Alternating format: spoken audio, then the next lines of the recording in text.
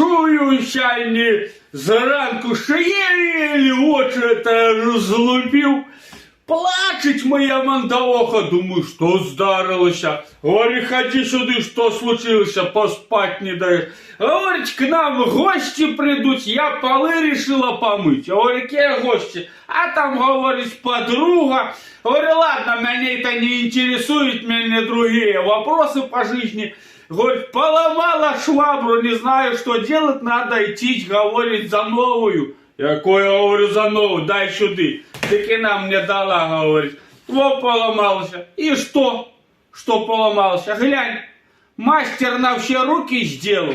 Если тебе дома есть скотч и синяя, обязательно, обовязково синяя изолента, то, в принципе, ты все в хате можешь делать. Тебе не надо ни плоскогубцы, ни молоток. Глянь, ходите. Во, видал?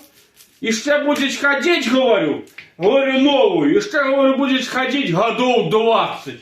Дикина говорит, о, спасибо, и все, видал? Так что, если тебе тоже какая-то швабра там зломилась, тимо пылесоса шланга оторвался, взял, подмотал, ляп-ляп и готово. А не новую я буду куплять. Видал? Так что держи лиха.